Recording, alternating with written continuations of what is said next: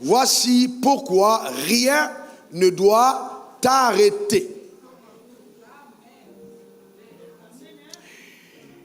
Vous savez, nous avons pour coutume de dire que toute chose concourt pour le bien de ceux qui aiment Dieu. Mais nous oublions d'ajouter ce qui suit après et qui sont appelés selon ses desseins. Il y a donc un dessein ou alors des desseins rattachés à ta vie parce que Dieu t'a appelé, parce que Dieu t'a créé, parce que Dieu te connaît. Il y a des desseins rattachés à ta vie. Et vous savez, quand Dieu, donc, qui t'a connu d'avance, qui t'a prédestiné, qui t'appelle, justement, qui t'amène à le servir, eh bien, bienvenue à l'adversité, bienvenue aux problèmes, bienvenue aux tribulations, bienvenue à la difficulté dans la vie. Non, Dieu n'a jamais voulu que la vie soit facile, mais il a toujours voulu qu'elle soit possible. Jésus a dit, vous aurez des tribulations dans le monde, mais prenez courage, j'ai vaincu le monde. Donc un croyant est une entité physique existante, mais qui n'est pas capable d'être arrêté par quoi que ce soit. Parce que le croyant incarne la divinité. Rien ne doit t'arrêter, rien du tout. Rien. Ta manière de dire amen m'embête. Alors pourquoi est-ce que rien ne devrait t'arrêter? Parce qu'il faille que tu découvres cette vérité essentielle sur ta personne. Ton identité est double à l'état actuel. On a premièrement l'identité factuelle, celle que tu connais maintenant, celle qui est rattachée au fait de la vie. Certains d'entre vous sont directeurs de société, d'autres sont chefs d'entreprise, d'autres sont footballeurs, d'autres sont pianistes, d'autres sont pasteurs, d'autres sont docteurs, d'autres sont enseignants, et j'en passe. Cependant, cette identité n'est qu'une identité factuelle qui t'a été donnée par l'organisation de la société dans laquelle tu te trouves. Donc peut-être que tu es peut-être même intendant dans un domicile, mais c'est une identité factuelle. Au-delà de l'identité factuelle, existe une autre identité qui, elle, ne se rattache pas au fait des informations naturelles. Mais elle tire sa racine de la vérité de Dieu, qui est le créateur de l'univers, du ciel et de la terre, et qui a créé tout homme pour un but, comme la Bible dit d'ailleurs. Et c'est pourquoi donc je l'appelle l'identité prophétique. Cet enseignement n'est pas tiré des formations multiples que j'ai eues dans les écoles de théologie. Non. Mesdames, mesdemoiselles et messieurs, Dieu s'est révélé à moi. Dieu m'a parlé. Et cette vérité que je vous enseigne en si peu de mots font partie de mon bagage intellectuel. Des vérités qui m'ont donné le courage et l'audace, qui ont toujours caractérisé ma marche et qui m'ont donné de braver toutes les barrières qui se sont passées au-devant de moi et de sortir victorieux de tous mes combats. Je n'ai perdu aucun combat depuis que je suis né de nouveau. J'ai vaincu tous.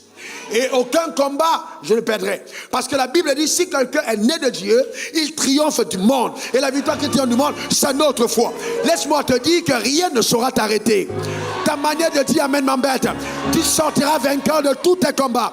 Donne-moi ton meilleur amen. Oui. Pourquoi? Parce que derrière ton identité factuelle se cache une identité prophétique. Et l'identité prophétique, c'est justement ce que tu es aux yeux de Dieu. C'est l'identité que Dieu t'a donnée quand il t'a conçu. C'est elle qui révèle le mandat rattaché à ton existence. C'est cette identité qui incarne bien ta raison d'être et qui peut résumer pourquoi tu es en vie sur terre. C'est l'identité prophétique. Et vous savez, hélas, très peu de personnes vivent leur vie en ayant accès à cette vérité fondamentale. Voyez-vous que je vous fais savoir en si peu de mots. Regardons l'exemple de notre maître, du premier d'entre tous, le grand frère, l'aîné de la fratrie, Jésus-Christ. Luc 2, versets 6 à 11, il est écrit: pendant qu'ils étaient là, le temps où Marie devait accoucher arriva. Marie était une gentille femme qui, justement, était vierge et qui était fiancée à un homme de la maison de David appelé Joseph. Et donc qui a été visité par un ange qui lui a dit: tu seras enceinte et tu accoucheras un fils qu'on appellera Emmanuel, c'est-à-dire Dieu est avec vous. Alors le temps d'accoucher est arrivé. Elle enfanta son fils. Elle la maillota et le coucha dans une crèche parce qu'il n'y avait plus de place pour eux dans l'hôtellerie, c'est-à-dire plus de capacité d'aller justement à la clinique moderne du coin pour donner naissance. Elle est allée dans une crèche. Et là, elle a donné naissance a un fils. Continuons au verset 8. Il y avait dans cette même contrée des bergers qui passaient dans les champs, les veilles de la nuit pour garder leurs troupeaux. Et voici un ange du Seigneur leur apparut, et la gloire du Seigneur resplendit autour d'eux, et il fut saisi d'une grande frayeur. Mais l'ange leur dit, ne craignez point, car je vous annonce une bonne nouvelle, qui sera pour tout le peuple le sujet d'une grande joie. C'est qu'aujourd'hui, dans la ville de David, il vous est né un sauveur, qui est le Christ, le Seigneur. Voyez-vous là, la naissance a lieu. Marie peut être troublée par le fait qu'elle a reçu la visite d'un ange qui lui a dit que l'enfant qui naîtra, il s'appellera Emmanuel, ça dit Dieu est avec vous. Mais cependant, à la naissance, malgré le fait que Dieu est avec elle, selon la parole adressée à laquelle elle a cru, il n'y a pas de place pour elle dans l'hôtellerie. Ça n'a pas l'air sensé. Normalement, on devait lui réserver la première place en disant, comme Dieu a parlé, eh bien, toutes les portes s'ouvrent. Eh bien, non. Je vais vous dire une chose, quand Dieu vous parle, toutes les portes se ferment. Le monde a horreur des personnes qui portent sur leur vie ou sur leur tête un mandat divin. Le monde te déteste parce que tu es venu dans le monde comme étant une solution que Dieu a infiltrée sur la terre pour apporter à la terre quelque chose d'exceptionnel. Alors le monde dit non, on n'a pas besoin de toi. Les portes se sont fermées. Marie pouvait être là et puis se dire vraiment, je ne comprends pas ce qui se passe, il n'y a même pas d'argent, il n'y a pas de place pour elle. Alors, de l'autre côté, son enfant est né. Imaginez les voisines de Marie. Chacun va faire un petit paquet. On va aller rendre visite à l'enfant. Comment est-ce qu'il s'appelle? Oh, il est mignon, il est chou, il est beau. Alléluia. Le moment où les gens ne sont pas toujours les plus sincères, c'est quand les enfants naissent. Et on ne dit pas toujours ce qu'on pense. Il est toujours beau, vraiment. Même les gens qui ne t'aiment pas viennent quand même souhaiter la bonne nouvelle à la naissance de l'enfant. Même les sorciers du village qui viennent avec l'intention de jeter un sort vont quand même venir à la maison pour essayer de toucher l'enfant. Sauf qu'il y a des enfants et des enfants. Il y a les uns et il y a les autres. Est-ce que quelqu'un comprend de quoi je parle? Et donc là, Marie peut être contente, j'ai un enfant. Mais le ciel dit non, il faut bien qu'on rappelle à Marie qu'il y avait une information prophétique rattachée à ce jeune homme. C'est ainsi que quelque part plus tard, comme la vie est d'abord spirituelle, spirituellement, pendant que les mâles sont en train de paître les troupeaux dans les champs, un ange du Seigneur va descendre avec l'information de l'identité prophétique de cet enfant qui est né. En disant, allez-y, cet enfant, c'est le Christ, le Seigneur. Lui là, c'est lui qui vient pour délivrer le peuple. La mère de Marie, pour elle, elle a un fils. Mais aux yeux de Dieu, Dieu a un sauveur. Donc pour Marie, un fils est né, mais pour Dieu, un sauveur est né. Donc c'est ça toute la différence. Voyez-vous, la femme s'est réjouie. J'ai enfin un enfant. Mais Dieu dit, mon sauveur est descendu dans la famille de David. Voilà toute la différence. Voyez-vous, et c'est important qu'on le comprenne. Il y a donc cette double dimension rattachée à la vie, voyez, de chaque humain. Jésus est né. Il y a une information spirituelle donnée pour permettre justement qu'on identifie quelle est son identité prophétique. La vie est spirituelle. Elle est spirituelle. Nous prenons notre exemple, le cas de Samson. Samson est, voyez-vous, d'ailleurs on va lire l'histoire. Dans Juge 13, verset 3 à 5, un ange de l'Éternel apparut à la femme et lui dit, voici, voyez que là on a deux cas, deux anges, deux enfants glorieux, deux enfants aux destinées terribles, qui sont tous annoncés par des anges. Généralement, quand ta vie doit prendre une certaine ascension, une certaine dimension, cette vie, il y a une signalétique du ciel qui annonce ta venue en disant, cette personne qui est née, cette dame qui est née, c'est pas au hasard. Et souvent même, Dieu peut utiliser les sorciers de ton village pour venir dire à tes parents qu'on voit ton enfant avec 4 yeux. En fait, ils sont en train de dire qu'ils ne comprennent pas ce qu'ils sont en train de voir. Ce que cet enfant n'est pas né pour être sorcier, c'est qu'il a une dimension spirituelle qui n'est pas décryptée par les sorciers du village. Je déclare sur ta vie que même les sorciers vont dire du bien à ton sujet.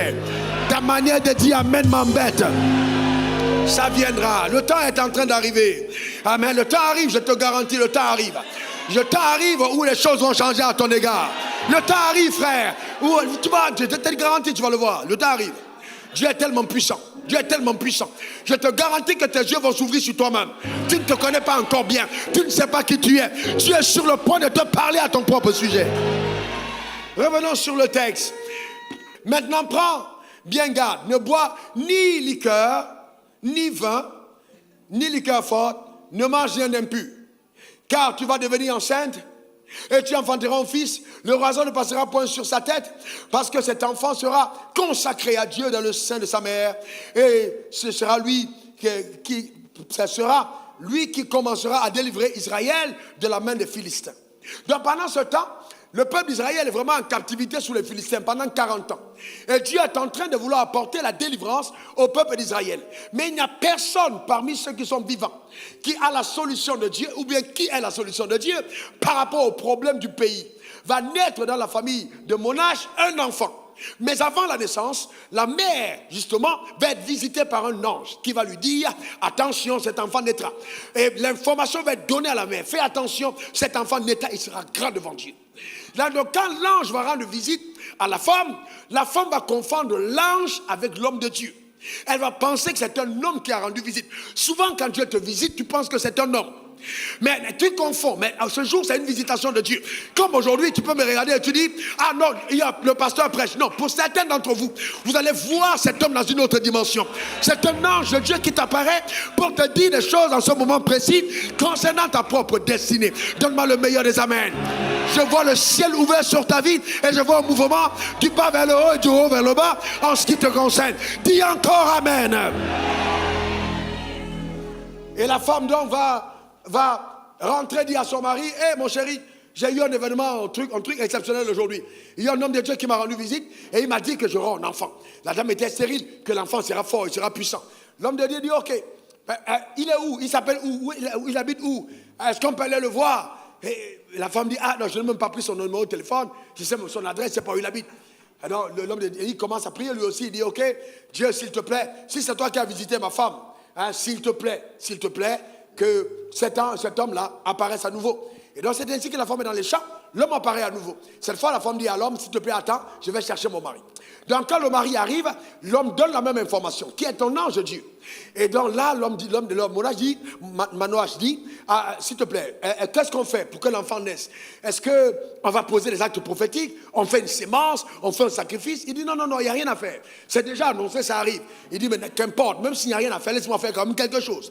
Tellement il a envie de voir sa femme avoir un enfant, tellement il veut voir la chose changer, qu'il dit non, je dois faire quelque chose. Il pose dans un hôtel, il met le sacrifice. Pendant que le feu est allumé, l'homme remonte dans la flamme. C'est là où l'homme se met à paniquer. Manoach panique, il dit à sa femme, là on vient de voir Dieu, on va mourir. Et il y a des moments, il y a des choses qui t'arrivent, tu as l'impression que c'est la fin. C'est-à-dire tellement, avant tu disais que Dieu t'a abandonné, mais il te visite tellement que tu as l'impression que tu vas mourir. Je sens une visitation particulière dans ta vie, au nom suprême de Jésus. Donne-moi ton meilleur amen. Dis encore amen. Frères et sœurs, je me rappelle cette saison quand Dieu a commencé à me bénir financièrement. Un jour, j'ai regardé tous mes comptes, mon cœur a failli s'arrêter, pas d'attaque satanique. Mais quand j'ai regardé moi-même, le cœur a commencé à monter, boum, boum, boum, boum. Je pensais que j'allais mourir. Ah, mais oui, il y a des moments où Dieu te visite, tu as l'impression qu'il t'a tellement béni parce qu'il veut dire que tu quittes la terre. Je garantis, tu vas vieillir dans la bénédiction. Tu ne mourras pas avant ton heure. Ta manière de dire amen m'embête. Donne-moi le meilleur des amens. Dis encore amen. Le Dieu qu'on sait est trop grand. Là, on dit non. La femme dit non, mon mari, si Dieu voulait qu'on meure là, il ne nous aura pas montré de telles choses. Et on n'aurait pas entendu de telles paroles. Il y a des choses, quand tu les entends, c'est parce que Dieu t'aime. Il y a des paroles qui t'interdisent de mourir avant ton heure ou de mourir sans voir ton miracle. Ce genre de paroles, tu les entends ce matin, elles sécurisent ta destinée et te conduisent à bon port. Ton silence m'inquiète et ton amen me réjouit. Donne-moi un meilleur amen. Alléluia. Amen. Donc quand l'enfant naît, voyez-vous, pour tout le monde, un bébé est né. Mais pour Dieu, celui qui allait délivrer le peuple de l'oppression des Philistins était né et il s'appelle Samson. Dieu est un Dieu extraordinaire, est un Dieu puissant. Je me rappelle, je sais que ma mère est connectée, que Dieu te bénisse, je n'oublierai jamais ce que tu es pour moi et ce que tu as fait. On est à l'hôpital, on est né 15 à la même période. Mon père est visité par un ange qui lui dit, cet enfant qui naît, il sera grand dans ce pays. Dieu lui a parlé, pas une seule fois.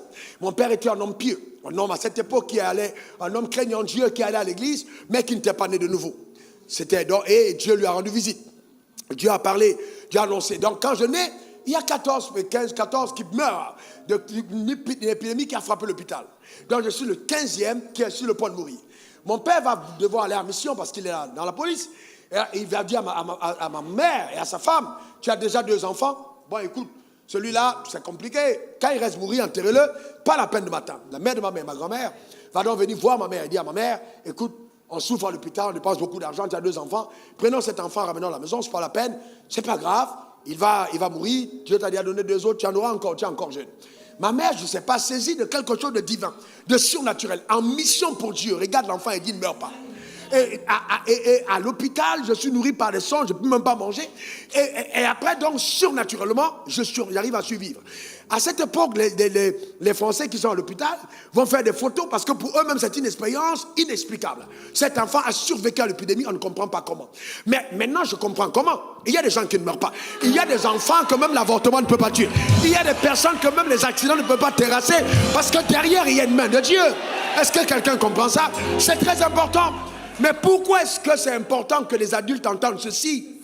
C'est important parce que vous devez comprendre que l'enfant que tu portes dans ton ventre ou que tu vas porter, tu ne le connais pas assez. Tu ne le connais pas assez. Et c'est une prétention orgueilleuse que de vouloir tracer un couloir pour son avenir alors que tu ne sais pas qui il est.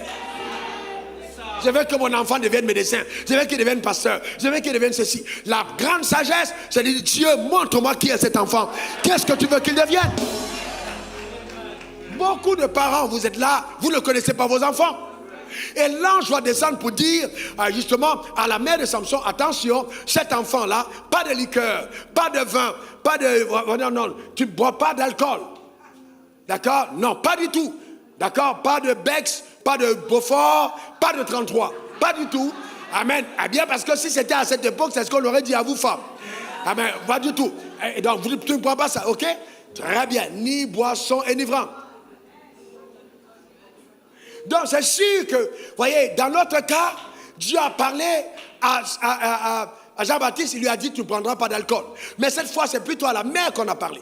Ça veut dire que la mère devait avoir une influence d'alcool. Elle devait avoir un peu les gènes d'Aolé. C'est-à-dire que toujours prêt à couper un peu une bonne bière. Ou alors, elle devait ressembler à une bonne femme camerounaise qui veut couper sa bière au marché. D'accord? Avant de rentrer à la maison, de prendre ta bonne bière et de frapper sur la table. Et puis quoi alors? Et vous comprenez? Si l'ange s'était amusé de descendre sur certaines femmes aujourd'hui, la femme va dire, hé, l'ange m'a dit de papa, il est fou, il est malade. Est-ce qu'il ne connaît pas le goût de ça? Non, pas possible. Non, pas du tout. Jamais.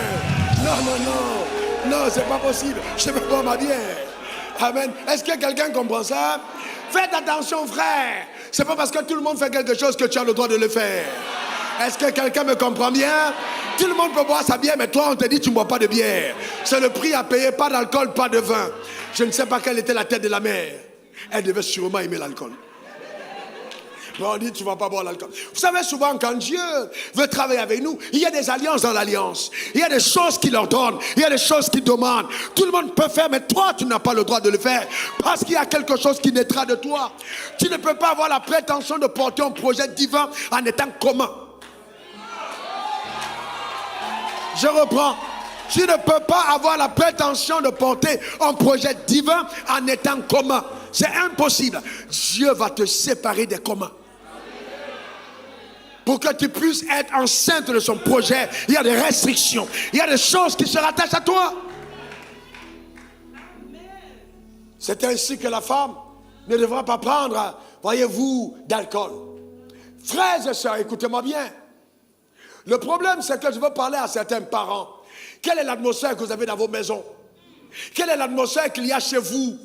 Est-ce que l'atmosphère de votre maison est favorable au fait que l'enfant continue d'écouter le message qu'il a écouté avant de venir sur terre? Ou alors, c'est une atmosphère totalement païenne et mondaine. J'entends par atmosphère mondaine les femmes qui donnent l'éducation à leurs filles disant, tu sais, ton mari, ton travail, c'est ton premier mari.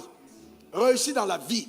Ou alors, dans tous les cas, tu sais, ma fille, il faut te battre, vraiment, ramène-nous quelqu'un qui a les moyens. Ça, c'est des éducations mondaines. Parce que ta fille qui est née là, tu ne sais même pas pourquoi elle est née. Elle n'est pas comme toutes les autres filles. Tu n'as pas vu ta soeur, tu n'as pas vu qu'elle ramène les choses à la maison. Elle n'est pas comme ta soeur. Elle, c'est elle.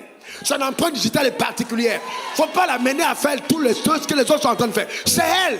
Fais très attention. Vous savez, ce monde est violent. Et ce monde veut falsifier ton identité personnelle. Il faut être violent toi aussi pour préserver qui tu es et ne pas te laisser endoctriner par tout le bruit autour. C'est normal, mais c'est normal, non?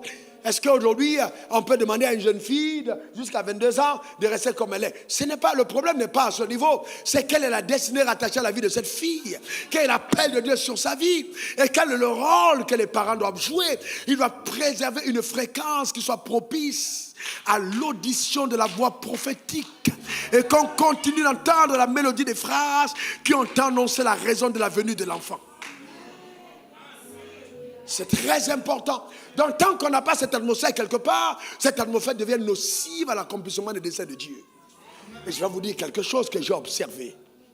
On ne réussit pas l'éducation de ses fils avec l'argent. On ne réussit pas l'éducation de ses filles avec les sacs, avec les mèches, avec les... Non, c'est pas vrai.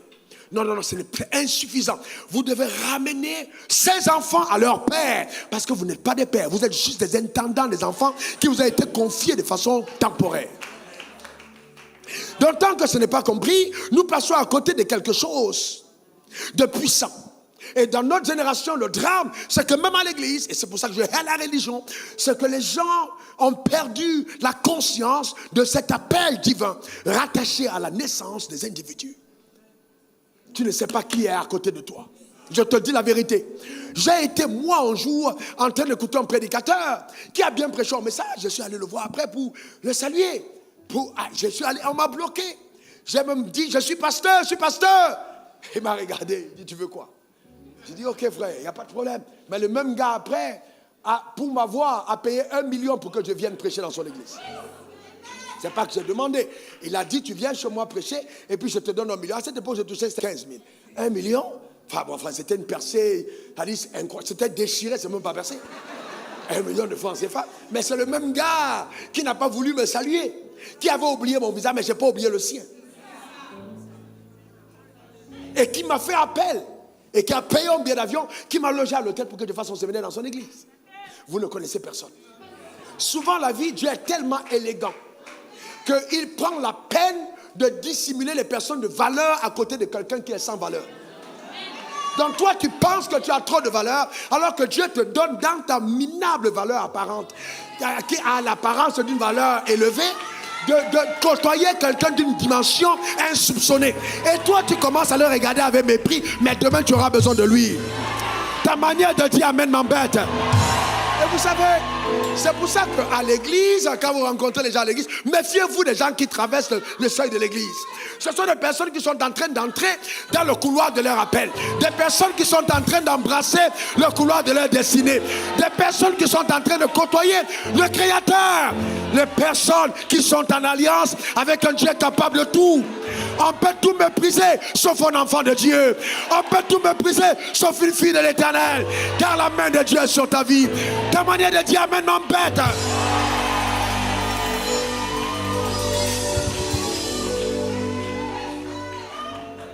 Dieu est extraordinaire. Dieu est trop grand. Et vous voyez, Dieu, il dit à Jérémie. Jérémie est un jeune homme de famille très modeste, disons même peut-être même pauvre. Et Dieu dit à Jérémie 1 verset, on peut voir à partir du verset 3, 4, 5 jusqu'à même 10.